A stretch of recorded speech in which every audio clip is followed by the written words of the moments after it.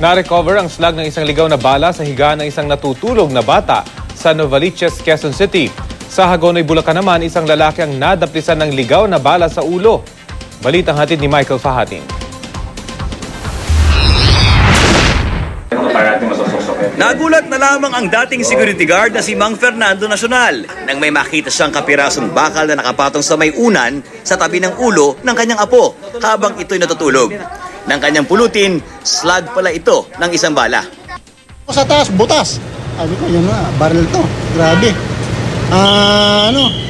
Sabi ko, inano ko yung apo ko, baka ako tinamaan eh. Kasi nakahiga. Dalawang apo ko, at saka dalawang anak ko na nakahiga sila dun sa banig. Mula sa butas ng kisame ng kanyang bahay, maaninag din ang butas ng bubungan ng kanilang sipatin gamit ang isang stick. Makikitang tagusan ang maaari naging trajectory ng bala. Nakasukat din ng mga butas sa bubong at ng kisame. At maging sa kanilang sahig na hinala ni Mang Fernando, huling tumama ang bala dahil may bagong bitak ang simento.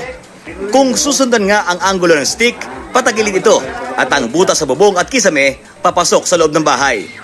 Ipinablatter na ni Mang Fernando ang insidente at nagpasalamat na walang nasaktan sa kanyang mag-anak. Di na raw niya nais na paimbestigahan pa ang insidente. Kung hindi nila kayang maging responsable, wag na lang sila magbaril. O di kaya, kung may mga baril, sana bigyan nila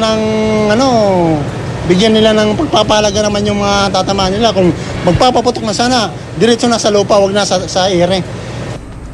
Sa tulong ng ilang eksperto, pinasuri namin ang bala na ang sukat ay isang kalibre 45. Gamit ang microscopic camera upang makita ng malapitan ng bala. Batay raw sa rifling nito o grooves kung tawagin, kumpirmadong pinaputok daw ito. Isa raw itong batayan para sa ballistics report. Sa mga grooves na ito raw ikukumpara ang grooves ng bala ng pinaghihinalaang pinagmulang baril kung magtutugma. Para raw itong fingerprinting ng mga baril. Sa kuhang malapitan, kapansin-pansin na may bahid ng kulay pula ang ulunan ng bala na kung tawagin ay paint transfer. Pula rin ang kulay ng bubungan ni Mang Fernando. Sa gilid naman ng bala kung saan may bingkong, makikita na may puting partikulo na maaari raw na galing sa kanyang natipak na sahig na huling tinamaan ng bala. Sa Hagonoy, Bulacan naman, nadaplisan ng ligaw na bala ang likod ng ulo ni Arvin Santos noong pasalubong ng bagong taon. Kwento niya, inakala daw niyang tangkay lamang ng kwitis ang tumama sa kanya. Pero nakita ng kanyang ama ang slag ng kalibre 45 na tumago sa bubungan ng kanilang bahay. Handa na sana para pangalawang buhay ko na rin. Huwag na magpapatok bagong taon.